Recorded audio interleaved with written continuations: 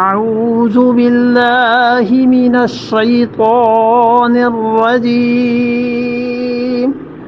بسم الله الرحمن الرحيم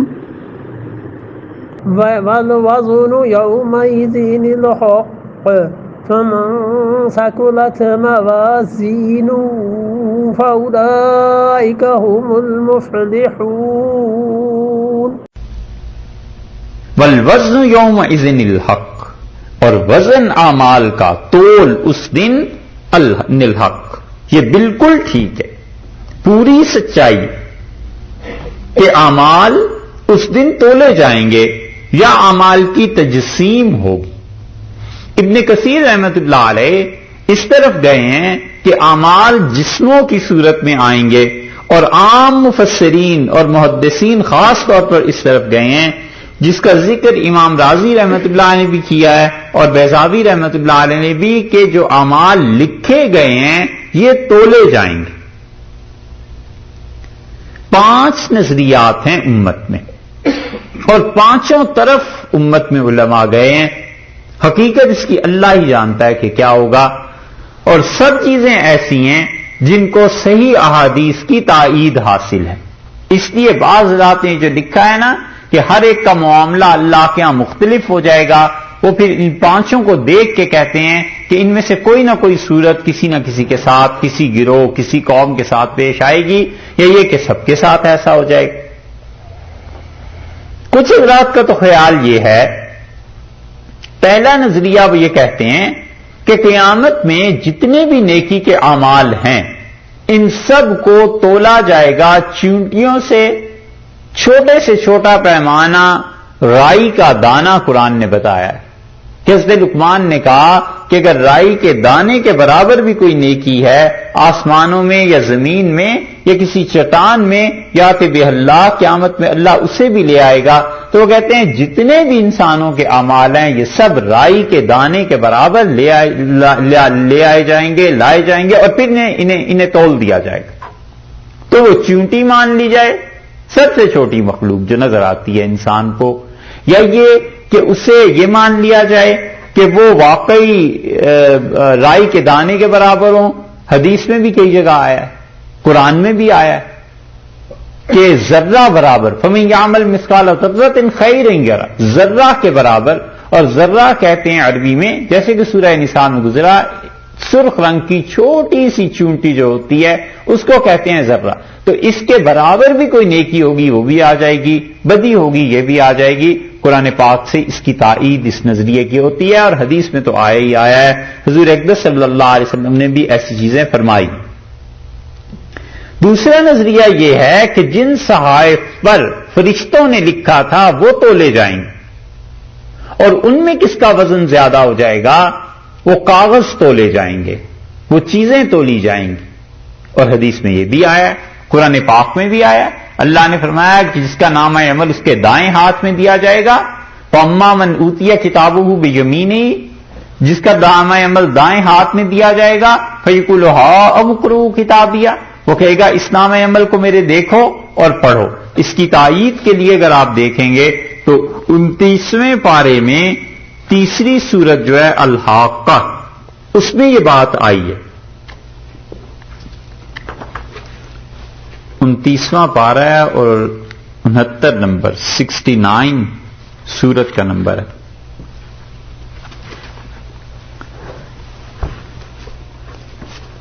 اور آیت نمبر ہے اس کی 29واں پارہ الحاقہ، 69 نمبر سورت اور آیت نمبر 19 یہ آئے ہیں بہت دنوں بعد، تو اب فگر پھر انگلش میں بولوں۔ فَأَمَّا مَنْ أُوتِيَ كِتَابَهُ بِيَمِينِهِ، سو جس شخص کو ملا اس کا نامہ عمل دائیں ہاتھ میں، فَيَقُولُ، وہ کہتا ہے هَاؤْمُ اقْرَءُوا کتابیہ، ارے لینا یہ، ارے یہ لیجیو، پڑھو میرا لکھا ہوا، پڑھو میرا نامہ عمل۔ خوشی سے ہر ایک کو دکھاتا پھر رہا ہے، کہتا ہے یہ میرا نامہ عمل ہے۔ اس سے معلوم ہوتا ہے کتابیہ کے لفظ سے کہ وہ چیز کوئی لکھی ہوئی ہوگی۔ انی ظننت انی ملاق حسابیہ، میں نے خیال رکھا تھا کہ مجھ کو اللہ سے ایک دن ملنا ہے۔ فهو فی عیشۃ راضیہ، سو بڑی اچھی زندگی وہاں گزارے گا، فی جنت عالیہ، اونچے اونچے باغات ہوں گے اس کے، قطوفها دانیہ، جس کے میوے جس کے پھل دانیہ اس کے بہت قریب ہوں گے، کلوا واشربوا، ان لوگوں سے کہا جائے گا کہ کھاؤ اور پیو، ہنیئن بہت خوشی سے، بما اسلفتم، اور یہ اس کا نتیجہ ہے، فی الایام الخالیہ، جو زندگی کے دنوں میں تم نے ہمارے پاس اعمال بھیجے، ہم نے تمہیں آج اس کی جزا دی ہے۔ وَأَمَّا مَنْ أُوتِيَ كِتَابَهُ، اور جس کو ملا اس کا لکھا ہوا بِشِمَالِهِ، اس کے بائیں ہاتھ میں، الٹے ہاتھ میں، فَيَقُولُ، وہ کہتا ہے، یا لیتنی لم اوت کتابیہ، اے کاش یہ لکھا ہوا نامہ عمل میرا مجھے نہ ملتا، وَلَمْ أَدْرِ مَا حِسَابِیہ، اور کاش مجھے پتہ ہی نہ چلتا کہ میرا حساب کیا ہے۔ یا لیتہا، کسی طرح، کانت القاضیہ، آج موت نبڑ جاتی، آج موت مجھے ختم کر دیتی، ما اغنا، ہرگز کام نہیں آیا، انی، میرے، مالیہ، میرا مال، ہلک انی، اور ختم ہو گئی، کھپ گئی، سلطانیہ، میری حکومت، خذوہ، ہم کہیں گے اسے پکڑو، فغلوہ، اور اس کے گلے میں ایک زنجیر ڈالو، ثم الجحیم، اور پھر آگ کے ڈھیر میں، صلوہ، اس کو پہنچاؤ، ثم فی سلسلۃ، اور پھر ایک زنجیر ایسی ڈالیں گے، ذرعھا، جس کی پیمائش 70 ذراعًا، 70 گز وہ لمبی ہے، 70 ہاتھ لمبی ہے، فاسلکوہ، اور ان لوگوں کو پرو دو اس زنجیر، انہ کان لا یؤمن باللہ العظیم، یہ ایسا منکر ہے خدا کو نہیں مانتا تھا، ولا یحض علی طعام المسکین، اور یہ فقیروں کو کھانے کے لیے نہیں دیتا تھا، فلیس لہ الیوم ہاہنا حمیم، کوئی نہیں ہے آج جو اس کا یہاں دوست بنے، ولا تعامن، اور کچھ کھانے کو نہیں اسے دیں گے، الا من غسلین، سوائے اس کے کہ جہنمیوں کے زخموں سے جو رسے گا خون اور پیپ، لا یاکلہ الا الخاطئون، اور کوئی اس دن نہیں کھائے گا اس کو مگر وہی جو گناہگار تھا زندگی۔ یہ دونوں کا تذکرہ اللہ نے فرما دیا، اور اللہ نے یہاں یہی کہہ دیا کہ کتاب ہے، اس لیے دوسرا نظریہ محدثین کا یہ ہے کہ وہ کہتے ہیں کہ کتاب وہاں دی جائے گی اور صحیفے ہیں، اور اس کی تائید بخاری کی اس حدیث سے بھی ہوتی ہے جس حدیث میں آیا ہے رسول اللہ صلی اللہ علیہ وسلم نے فرمایا کہ ایک آدمی کے نامہ عمل کو کھولا جائے گا اور 99 دفتر اس کے کھلیں گے، 99 بکس، کتابیں اس کی، اور ایک ایک دفتر اتنا بڑا بڑا ہوگا، اتنی بڑی بڑی کتاب کہ جہاں تک اس کی نظر پہنچے گی وہ صفحہ اتنا بڑا ہوگا، اور رسول اللہ صلی اللہ علیہ وسلم نے فرمایا وہ ساری مخلوق خدا کی دیکھ رہی ہوگی اس تماشے کو، کہ جو کچھ اس کے ساتھ ہوگا سب دیکھ رہے ہوں گے کہ اب ہوگا اس کا کیا، اور وہ مایوس ہو جائے گا، اور فرمایا ان 99 دفتروں میں ایک نیکی اس کی نہیں، اور وہ مایوس ہو جائے گا کہ میری تو اب پٹائی ہوگی، تو اللہ تعالیٰ فرمائیں گے ہم نے تجھ پہ کوئی ظلم کیا ہے؟ وہ کہے گا پروردگار نہیں، اور اس سے پوچھیں گے کہ تو ان نام عمل کا، اس چیزوں کا انکار کرتا ہے؟ کہے گا میرے رب میں نے یہ سب کچھ کیا ہے، میں کیسے انکار کر سکتا ہوں؟ اور پھر وہ مڑے گا مایوس ہو کے اللہ سے تاکہ جہنم کی طرف چلے، اور اللہ تعالیٰ اسے بلائیں گے اور کہیں گے ایک تیری نیکی میرے پاس ہے، اور وہ صفحہ اسے نکال کر دیں گے اور کہیں گے کہ اسے دوسرے پلڑے میں رکھو۔ وہ کہے گا تعجب سے کہ پروردگار یہ ایک ٹکڑا، ایک پرزہ، ایک صفحہ ان 99 کتابوں کے مقابلے میں کیا کام آئے گا؟ تو اللہ تعالیٰ فرمائیں گے کہ ہم کسی پہ ظلم نہیں کرتے، ہمارے پاس یہ تیری ایک نیکی محفوظ ہے، اس کو توڑ لو۔ اور جب وہ رکھے گا اس کلمہ طیبہ کو، اس جملے کو، تو وہ جملہ ان 99 دفتروں پر بھاری ہو جائے گا اور اللہ اس کی بخشش کرتے،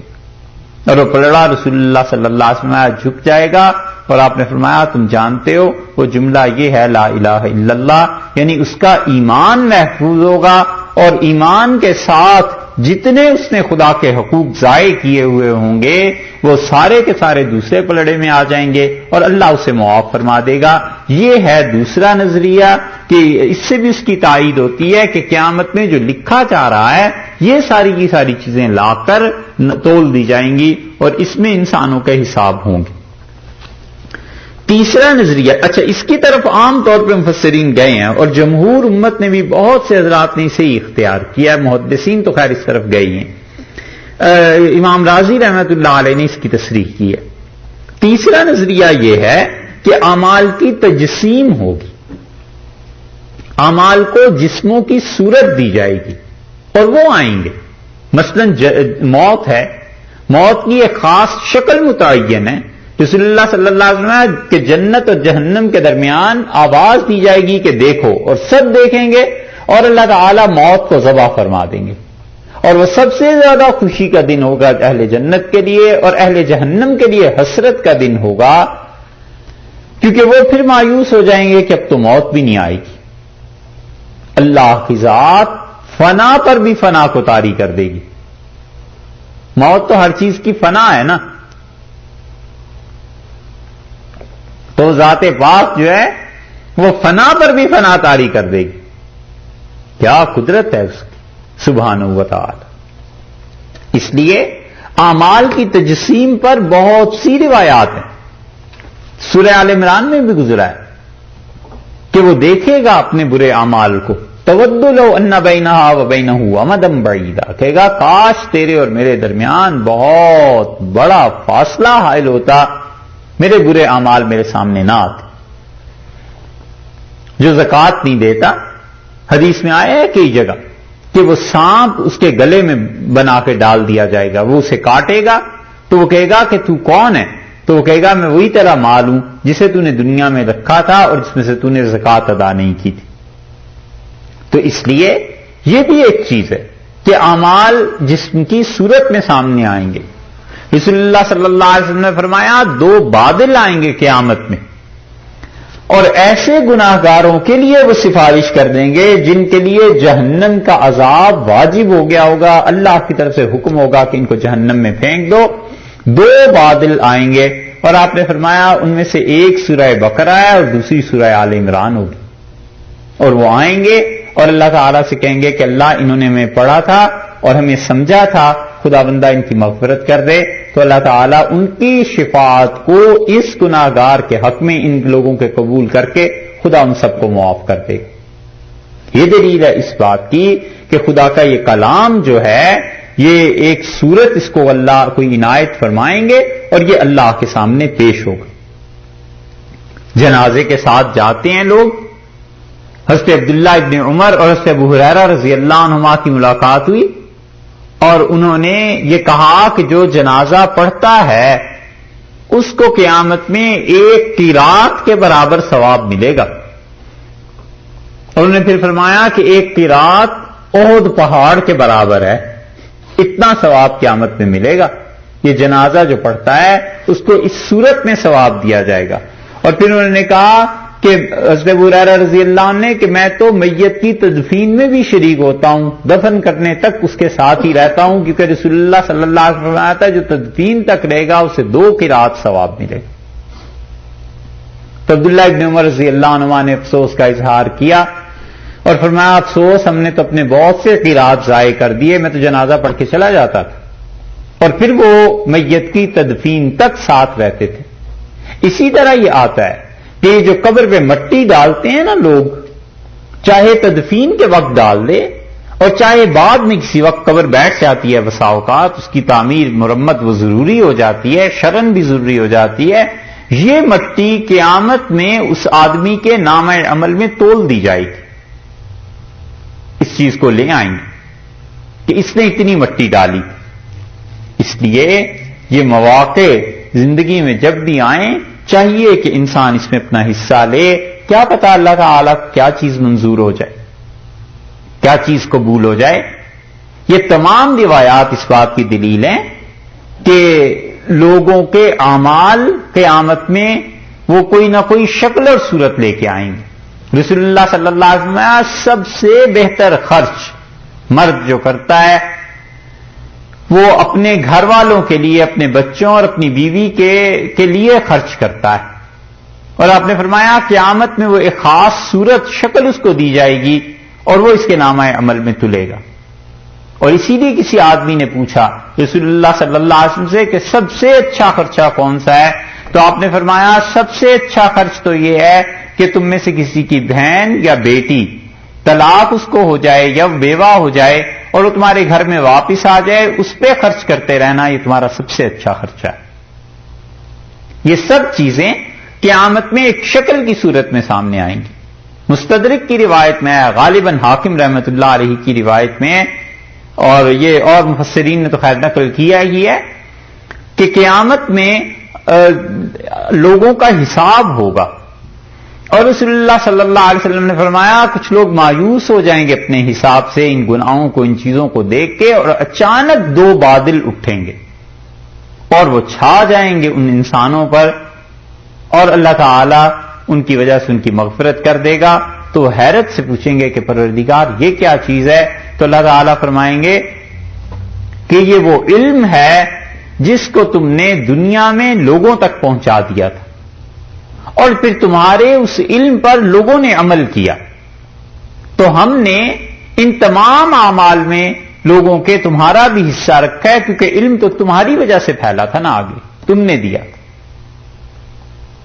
رسول اللہ صلی اللہ علیہ وسلم نے بڑی خوشخبری کی بات بتائی کہ جو علم کو پھیلایا ہے، صحیح مسائل کو، صحیح چیزیں لوگوں کو بتائی ہیں، یہ تمہاری وجہ سے ہوئی، تو اس علم پہ عمل میں جن جن لوگوں نے کیا ہے، تمہارا حصہ آٹومیٹیکلی ان اعمال میں پڑ گیا، یہ سارا تمہارا ہی کھاتا ہے، تمہارا ہی سلسلہ۔ اس لیے یہ جو اساتذہ پڑھتے اور پڑھاتے ہیں، یہ جو سلسلے چلتے ہیں، یہ جو کتابیں لکھتے ہیں، یہ کتابوں کو حتیٰ کہ جو لوگ چھاپتے ہیں، صحیح چیزوں کو لوگوں تک پہنچاتے ہیں۔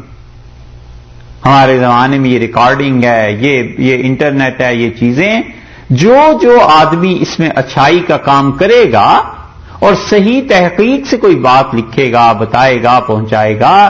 اور لوگ جو عمل کریں گے اس کو سن کے، اس کو پڑھ کے، یہ سب اس حدیث میں ہی تو داخل ہے، کیونکہ انہوں نے صحیح بات کو پہنچایا۔ خود عمل کیا یا نہیں کیا یہ الگ بحث ہے، خود عمل کرے گا تو پھر تو سبحان اللہ کہنے ہی کیا، لیکن ایک نیکی تو اس نے کی نا کہ اس صحیح علم کو آگے پہنچا دیا اس نے، تو ایک جنریشن سے دوسری جنریشن میں علم منتقل ہو گیا، ایک نسل نے اپنے بوجھ کو دوسری نسل پہ منتقل کر دیا، بہت بڑا ثواب کا کام ہے۔ رسول اللہ صلی اللہ علیہ وسلم فرمایا کہ اس کو کہا جائے گا یہ تیرا علم ہے جو تو نے دنیا میں پھیلا دیا تھا، اور لوگ تیرے لیے تیرے بعد عمل کرتے رہے ہیں، اور پھر یہ سارا ثواب اس کا تیرے پاس۔ تو یہ بادلوں کی صورت میں یہ ان محدثین کا نظریہ ہے، فقہا کا، جو کہتے ہیں کہ ہر چیز کو کوئی نہ کوئی خاص جسم دے دیا جائے گا، اور اس کی تائید اس حدیث سے بھی ہوتی ہے، معراج کی بھی اتنی روایات ہیں اس معاملے میں تو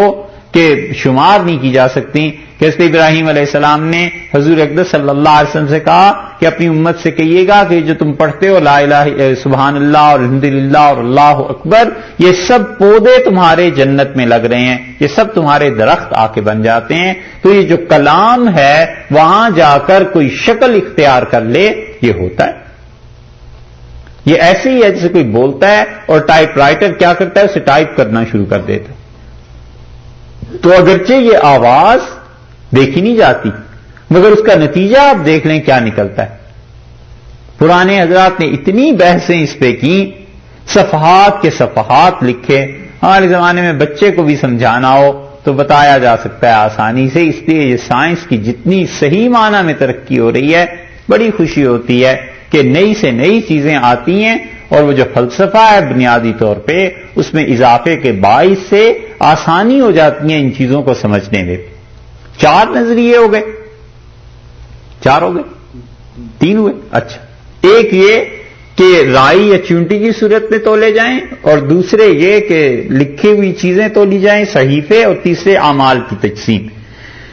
چوتھی یہ ہے کہ امت میں فقہا اس طرف بھی گئے ہیں کہ وہ کہتے ہیں کہ ایمان اور کفر کو جانچنے کے لیے پہلا وزن الگ ہوگا۔ وہ کہتے ہیں قیامت میں 2 مرتبہ وزن ہوں گے، ایک وزن تو وہ ہوگا جس میں اہل ایمان اور اہل کفر کو الگ الگ کر دیا جائے گا، اور وہ وزن ہے لا الہ الا اللہ پر۔ اور جو لوگ حضرت موسیٰ علیہ السلام کے زمانے میں آئے، موسیٰ کلیم اللہ پر، اور مسیح رسول اللہ پر اور محمد رسول اللہ صلی اللہ علیہ وسلم اس امت کے لیے، وہ کہتے ہیں سب سے پہلا وزن تو یہ ہو جائے گا، اس لیے کافر اس وزن میں سارے الگ ہو جائیں گے، مومن سارے الگ ہو جائیں گے۔ اور دوسرا وزن وہ کہتے ہیں پھر ہوگا اعمال کا۔ یہ جو دوسرا وزن ہوگا اور جو پہلا وزن ہوگا، کافر اس پہلے وزن میں فیل ہو گئے تو جہنم میں اس کے نتیجے میں کفر کی سزا انہیں ملے گی، اور مومن اس میں پاس ہو گئے۔ اب جب دوسرا وزن ہوا تو اس میں کچھ مومن فیل ہو گئے، کچھ کافر پاس ہو گئے، تو جو کافر پاس ہو گیا ہے اس کے برے اعمال نہیں ہیں، اسے جہنم میں برے اعمال کی سزا نہیں ملے گی،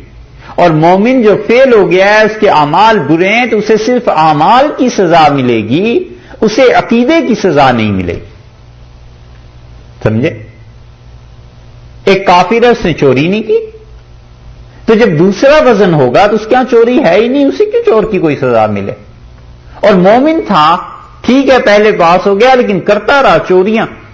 تو اس کو اس چوری کی سزا پھر مل جائے گی۔ اور چونکہ جنت میں داخلے کے لیے تزکیہ پاک ہونا یہ شرط ہے، تو پاک کر کے وہاں جنت میں بھیج دیں گے، چاہے اللہ اپنے فضل سے پاک فرما دے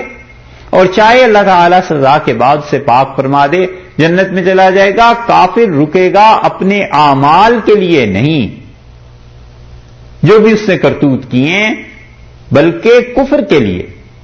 کیونکہ اگر اس کے اعمال میں کچھ نیکیاں نکل آئیں تو محدثین کی ایک جماعت اس طرف گئی ہے کہ اس کی نیکیاں اس کے گناہوں کو کم کر دیں گی، لیکن کفر کو تو دھو سکتی تھی وہ چیز لا الہ الا اللہ، وہ اس کے پاس ہے نہیں۔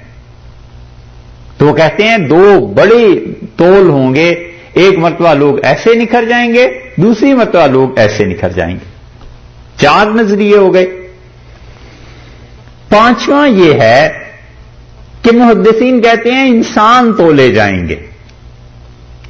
بس آدمی کو کھڑا کر دیں گے کہ کتنا وزن ہے تمہارا، کتنی نیکیاں کرتے رہے ہو، کتنے گناہ کرتے رہے ہو، تو کٹ کٹا کر جتنی نیکیاں اور گناہ ہوں گی بس انسان کا وزن کر لیا جائے گا کہ وزن کتنا ہے آدمی۔ اور اسی معنی میں وہ حدیث آئی ہے جس میں حضرت عبداللہ ابن مسعود رضی اللہ عنہ ایک درخت پہ کچھ پھل تھے، وہ توڑنے کے لیے اوپر چڑھے تو صحابہ رضی اللہ عنہ سے کچھ لوگ ہنس پڑے بے اختیار، کیونکہ ابن مسعود رضی اللہ عنہ کی ٹانگیں بہت پتلی تھی، اور ایک آدمی نے کوفہ میں حضرت عبداللہ ابن مسعود رضی اللہ عنہ کو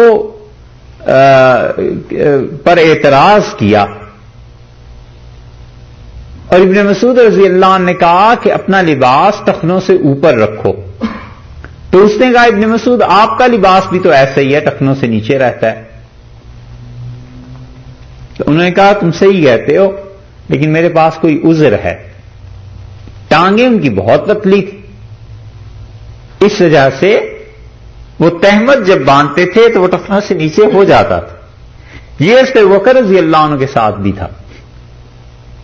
تو ابن مسعود رضی اللہ عنہ سے کہا کہ میرے پاس تو عذر ہے، باقی میں نے تمہیں وہ بتایا جو ہم نے رسول اللہ صلی اللہ علیہ وسلم سے سنا ہے۔ یہ بات پہنچی حضرت عمر رضی اللہ عنہ تک، انہیں کسی نے جا کے کہا ایک دن کہ ایسے ایسے کوفہ میں تھا، تو حضرت عمر رضی اللہ عنہ نے پوچھا کہ ابن مسعود کا کیا حال تھا، ان کا وہ ٹھیک تھے، اور ایسے ایک دن کھڑے تھے، ایسے ایک بات ہوئی تھی۔ تو حضرت عمر رضی اللہ عنہ نے کہا یہ کون تھا جو ابن مسعود رضی اللہ عنہ پہ تنقید کر رہا تھا؟ اس کا فلاں تھے، ختم ہو گئی بات۔ حضرت عمر رضی اللہ عنہ کو یہ بات یاد رہی۔ وہ آدمی ایک مرتبہ مدینہ منورہ آیا، تو حضرت عمر رضی اللہ عنہ نے جب نام اس کا سنا